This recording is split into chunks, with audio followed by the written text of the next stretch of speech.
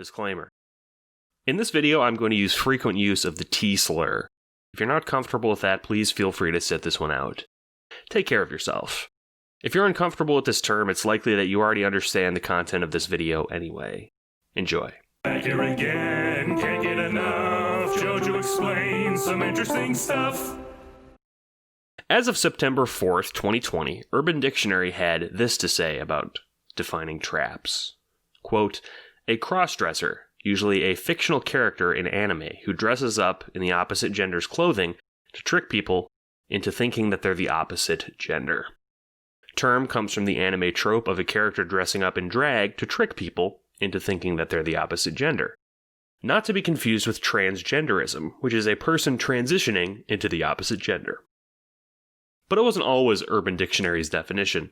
Before, it read, a man who dresses like a woman and is somewhat feminine in appearance. Could almost be mistaken for a woman until you're in the bedroom with one. Watch out for these types. They're usually afraid to get intimate because you might discover their little secret. But sooner or later, you find out the truth. Trap is one of the more controversial slurs on the internet. There are many people who are particularly resistant to its status as a slur, and it's hard to define why. The word has an interesting history, to say the least, and as a result, the perception of it by certain members of internet communities have been oddly belligerent about it. Many insist it isn't a slur at all, despite its history and despite its use. But why? Well, the answer is that trap has come to mean something completely different in recent years. Instead of being a despised term for trans women, like the Urban Dictionary's old definition, it's evolved a new one, a term specifically defining not women but men who present as feminine despite their gender. So does that mean the word trap is no longer a slur? The short answer is, unfortunately, no. The history of the word still exists and is applied to trans women to this day, despite many men self-identifying as traps under this new definition. The long answer is the subject of this video essay. Part 1. Trap, a history. Trap as a concept has existed for quite a while. It's simple, the idea that a pre-op trans woman is tricking or trapping a straight man into gay sex. This concept has existed long before the word trap existed, featuring in many pieces of media in recent history. Your gun is digging into my hip. What's wrong, Ace? Want me to read you your rights? Maybe later. I'm ready when you are.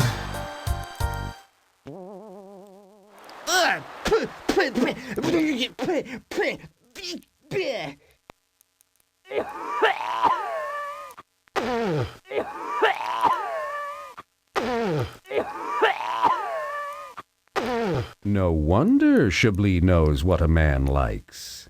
Often this concept would be applied to trans sex workers in particular. Hello. Hey, good to see you. What's your name, baby? McLovin. Barbarian village called Lickensy Thinkin. Huh? Care to visit? Actually, I like to spend most of my time in Girls Without Wienersville. It wasn't until the 2000s on image boards such as 4chan and forums such as Something Awful would begin using the term trap. Often thought to have arisen from the mimetic It's a Trap gif featuring Admiral Akbar, trap began its life as synonymous with the phenomenon explained previously, a false woman coaxing a straight man into sex. This phenomenon featured as a trope in several anime series as well. It was around this time that two different definitions of the word began to develop. On the one hand, many people thought that traps were bad. The term expressed skepticism that trans women were actually men. It expressed an irrational fear of being tricked into gay sex, somehow, fear of the feminine penis. This interpretation was tired and transphobic as the long-standing concepts that begat it. But another, different definition began to emerge, one that was more in line with how the term is used today. There were many people who liked traps. Traps were fascinating, traps were cool, traps were hot. People began to fetishize traps. People began to enjoy media depicting feminine men or feminine boys who enjoyed presenting in a feminine manner.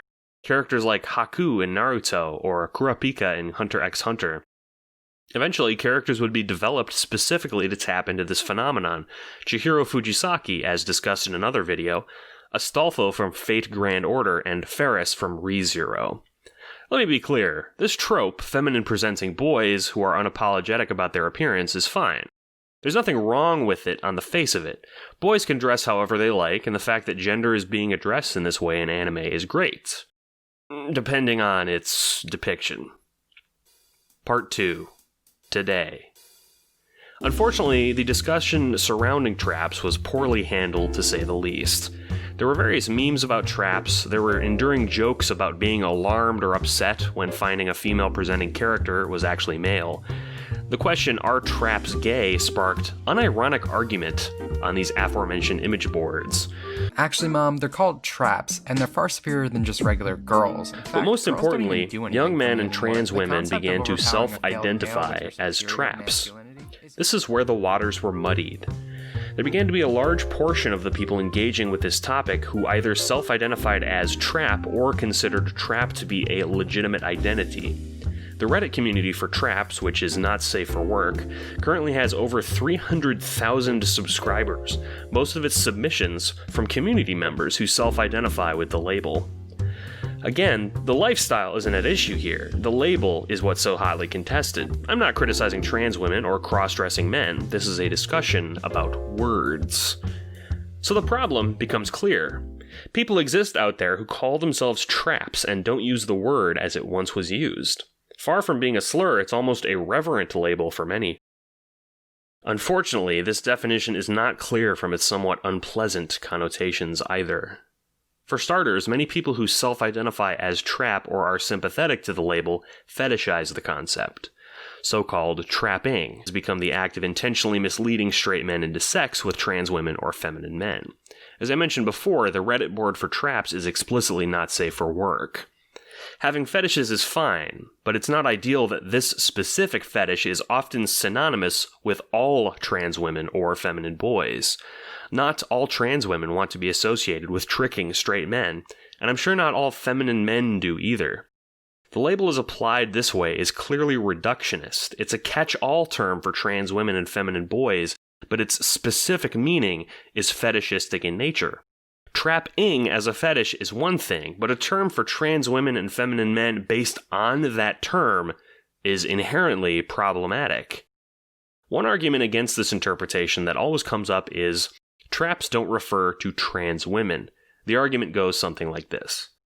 Traps as applied to trans women is bad, but I don't use it to mean that. I only use it to refer to feminine boys or men.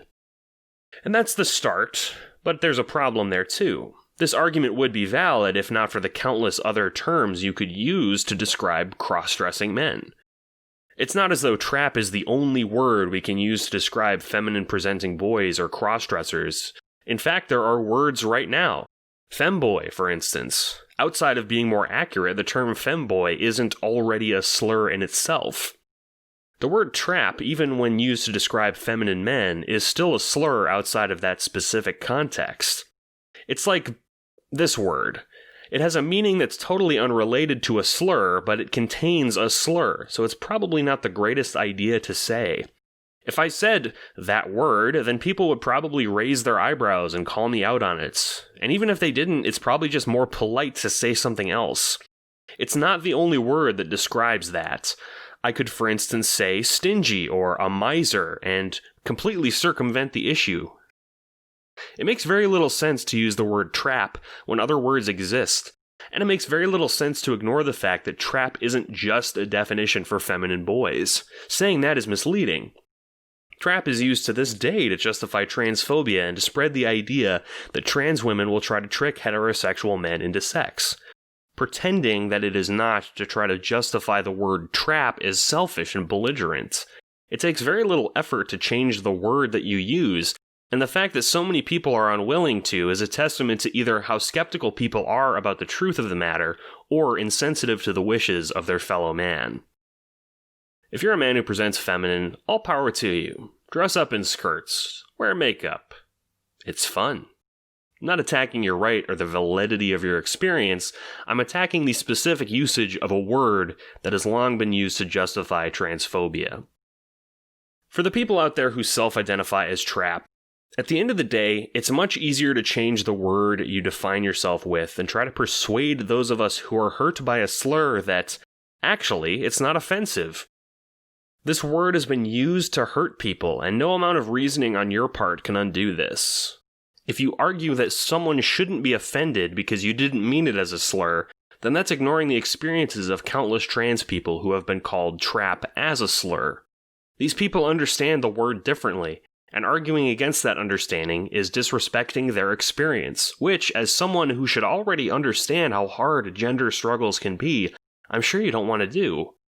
You can still use trap if you want, and if you're not persuaded, that's fine. But if you've made it to the end of this video unconvinced, then at the very least, you know why people will think you're a dickweed for insisting on using the word trap.